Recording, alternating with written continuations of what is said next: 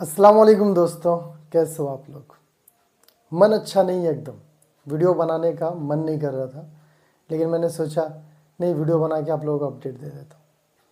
इस वीडियो में माल्टा के बारे में बात करेंगे। देखिए, माल्टा का वर्क वीज़ा लेना या फिर यूरोप का इतना आसान नहीं होता है, यह मैंने कई वीडियो में कहा है। और दुनिया का कोई एजेंट या एजेंसी आपको 100% गारंटी नहीं दे सकता कि आपका वीज़ा लग जाएगा, क्योंकि यूरोप का वीज़ा मिलना उतना आसान नहीं है। पाजी के बारे में कई वीडियो में मैंने डिस्कस किया। आप लोगों ने अगर पिछला वीडियो देखा होगा मेरा वर्क परमिट वाला, जिसमें हमारा वर्क परमिट आया था एक साथ, वो सब में मैंने बताया था उनके बारे में। तो पाजी पहला बंदा था जो मेरे रेफरेंस में अप्लाई करे थे कैब ड्राइवर के लिए माल्टा में, और बड़ा दुख के साथ मुझे ये कहना पड़ रहा है कि 2.5 महीने के बाद उनका रिफ्यूज़ल आ गया। माल्टा के वीज़ा की प्रोसेसिंग में ना इतना टाइम लगता नहीं है, 15 दिन 1 महीना एनफ। और देखिए, उनका किस्मत भी देखिए, अचानक से माल्टा में क्या हुआ आप लोग को पता होगा। जितने भी ड्राइवर्स वाली जॉब है, चाहे फूड डिलीवरी ड्राइवर हो या कैब ड्राइवर, टैक्सी ड्राइवर, इनके लिए वीज़ा पाना काफ़ी टफ हो गया है। माल्टा हुकूमत ना के बराबर उनको वीज़ा दे रही है।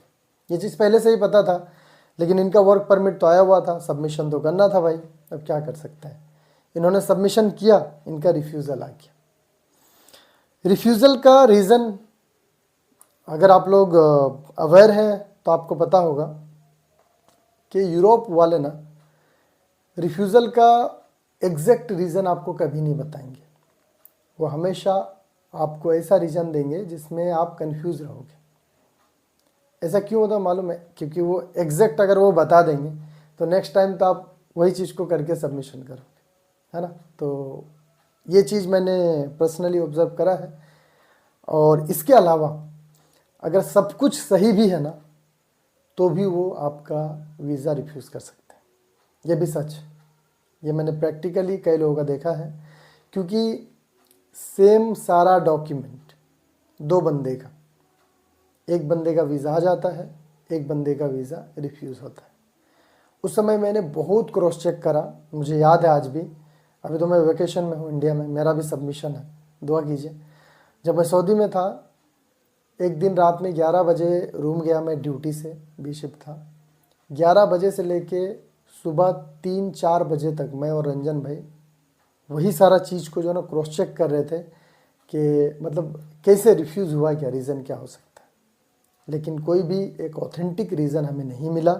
जो रीज़न था वो बिल्कुल इलॉजिकल था, क्योंकि जो रीज़न उन्होंने मेंशन करा था ना, अगला बंदा का सेम सारा डॉक्यूमेंट वही था, एकोमोडेशन वगैरह का उनका हो गया, उनका वीज़ा आ गया, एक बंदे का नहीं आया। तो उस समय मुझे समझ में आ गया था कि यूरोप का जो वीज़ा है ना, ये लॉटरी की तरह है। किस्मत अच्छा रहा तो आ जाएगा, किस्मत अच्छा नहीं रहा तो नहीं आएगा। और ऐसा नहीं कि डॉक्यूमेंट जैसा तैसा है तो भी आ जाएगा। फाइल आपका बराबर है, सब कुछ सही है, तभी वीज़ा आएगा। अगर सब कुछ सही भी है और किस्मत ख़राब रहा तो भी आपका वीज़ा नहीं आ सकता, वो लोग रिफ्यूज़ करते हैं। ये फैक्ट है। इसलिए जो भी माल्टा वगैरह के लिए अप्लाई कर रहे हो ना, यूरोप के लिए, अपना बैकअप रेडी रख के अप्लाई करना, पेशेंस रख के करना। और जो जॉब आप कर रहे हो उसको तो छोड़ना मत, वो जॉब में कंटिन्यू रह के अप्लाई करना। ये सफ़र साइड है, इससे पहले के वीडियो में भी मैंने बताया। पाजी का देखो रीज़न क्या दिया उन्होंने। रीज़न दिया था, justification for the purpose and condition of the intended stay was not provided. इसका मतलब क्या मालूम है? कि जो जस्टिफिकेशन दिया गया है, और जो जस्टिफिकेशन दिया गया है,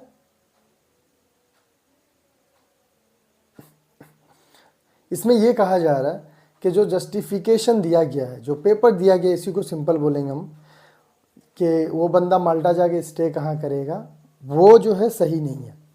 भाई क्या सही नहीं है? कंफर्म होटल बुकिंग है जिसमें नोटरी वगैरह सब कुछ किया हुआ है, तो फिर क्या सही नहीं है? ये उन्होंने रीज़न दिया है। एक और रीज़न दिया है, दो रीज़न उनका दिया। The information submitted regarding the justification for the purpose and condition of the intended stay was not reliable. वही सेम है कि भाई आप जहाँ स्टे करोगे और जो इन्फॉर्मेशन आपने दिया है वो सही नहीं है। इस वजह से उन्होंने रिफ्यूज़ किया है। अब रिफ्यूज़ करने के बाद बंदे के पास 15 दिन का टाइम रहता है, वो अगर चाहे तो इसको क्लेम कर सकता है। अब देखिए हमारा एम्प्लॉयर क्या करता है, अगर क्लेम करके इसका सॉल्यूशन नहीं निकलता है तो पाजी के लिए रीसबमिशन होगा कुछ दिन के बाद। ये हमारा एम्प्लॉयर ऑप्शन देता है। ये पाजी को हो गया। अब एक और दुख के साथ कहना पड़ रहा है, मोहसिन आसिफ के बारे में भी आप लोग को मैंने शायद बताया वीडियो में, वाजिद भाई के साले साहब, उसका भी रिफ्यूज़ हो गया वीज़ा। उसका फूड डिलीवरी ड्राइवर के लिए अप्लाई किया था। रीज़न क्या था उनका मालूम है? Justification for the purpose and condition of the internet stay was not provided. Same reason जो पाजी का था ना, सेम वही। अब क्या हकीकत है अल्लाह बेहतर जाने और वीज़ा यूनिट वाले जाने। इसके अलावा एक और उन्होंने रीज़न दिया है आसिफ को, there are reasonable doubts as to the reliability, as to the authenticity of the supporting documents submitted or as the veracity of their contents। अब ये क्या बोल रहे, इतना बढ़िया इंग्लिश मुझे भी तो समझ में आता नहीं, लेकिन ये समझ में आ रहा है कि जो ऑथेंटिसिटी था डॉक्यूमेंट का, वो सपोर्टिंग डॉक्यूमेंट्स का, वो सही नहीं था। डाउट है उनको उसमें, और डॉक्यूमेंट्स सही नहीं थे, यही कह रहे वो लोग। इसके वजह से उन्होंने वीज़ा रिफ्यूज़ करा। मुझे जहाँ तक लगता है ये दोनों बहाना है, ये सारे कुछ बहाने हैं। ड्राइवर्स के लिए वो लोग वहाँ पे ड्राइविंग लाइसेंस अलाउ नहीं कर रहे हैं, और इतना स्ट्रिक्ट रूल उन्होंने बना दिया। और ये सबको पता है, पूरा दुनिया, सारे यूट्यूबर्स, सारे एजेंसी वाले, सबको आपको ये बात बोलेंगे कि ड्राइवर के लिए अभी टफ़ है वीज़ा मिलना। इवन बहुत सारे लोग अप्लाई करने ही छोड़ दिए हैं। तो मुझे जहाँ तक लगता है यही फैक्ट, इसी वजह से इन दोनों का वीज़ा रिफ्यूज़ हुआ। आप लोगों को क्या लगता है कमेंट करके बताइए, और दुआ कीजिए भाई। अभी नेक्स्ट मेरा भी सबमिशन है, हालांकि मेरा जो वर्क परमिट है वो ड्राइवर का नहीं है, मैंने हाउसकीपिंग जॉब के लिए अप्लाई करा है, मेरा हाउसकीपिंग का है। बाकी अल्लाह मालिक। अभी ये जो सिचुएशन है बड़ा टफ है माल्टा में, सीरियसली बता रहा हूँ। और मेरा वर्क परमिट का जो वैलिडिटी है ना, वो भी ख़त्म हो जाएगा नवंबर के एंड तक, इसलिए मजबूरन मुझे भी सबमिशन करना पड़ रहा है। नहीं तो मैं थोड़ा होल्ड कर सकता था, मैं भी सबमिट नहीं करता। बाकी देखो भाई, रोजी रोटी जो है अल्लाह ताला सबका लिख देता है, जहाँ पे भी होगा वो मिलेगा। माल्टा नहीं तो क्या होगा, बहुत कुछ ऑप्शन है, कहीं पे भी कुछ भी कर सकते हैं। दुआ की दरख्वास्त है, चलिए दुआ कीजिए मेरे लिए भी, मंजूर भाई के लिए भी। मंजूर भाई का भी है लाइन में। उसके बाद और भी कुछ मेरे भाई हैं जिनका वर्क परमिट आना बाकी है और सबमिशन हुआ है। देखिए वीडियो बना के मैं आप लोग को नर्वस या डरा नहीं रहा हूँ, जो फैक्ट है वो बता रहा हूँ। और आई थिंक जो लोग यूरोप के बारे में रिसर्च करते हैं, अप्लाई करते हैं जॉब, उनको ये सारा चीज़ पता होगा कि भाई वहाँ पे जॉब मिलना इतना ईजी होता नहीं है ना। पाजी का इंटरव्यू लिया गया था सबमिशन के बाद, मोहसिन का कोई इंटरव्यू नहीं हुआ।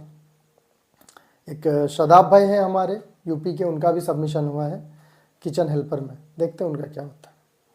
चलिए इस वीडियो में इतना ही, अपना ख्याल रखिए। और एक बात मैं जाते जाते बता दूं कि कई बार जो है ना, ये माल्टा वाले क्या करते हैं, जो सेंट्रल वीज़ा यूनिट है ना उनका, वो लोग अलग अलग रीज़न देते हैं। कभी कभी बोलते हो लोग आपका इंश्योरेंस सही नहीं है, जबकि इंश्योरेंस वगैरह सही रहता है। मैंने नोटिस किया ये चीज़, इंश्योरेंस आपका ऑनलाइन रहेगा, सब कुछ जो अप्रूव इंश्योरेंस है उनका लिस्ट में सेंजन के लिए, वो भी अगर रहेगा ना तो भी वो लोग रिफ्यूज़ करते हैं वही रीज़न डाल करके। कैसे करते हैं भाई समझ में नहीं आता है। अगर आप में से किसी को एक्सपीरियंस है अच्छा खासा तो कमेंट करके बता सकते हो। चलिए अपना ख्याल रखिए। इस वीडियो में इतना ही। Thank you so much for watching.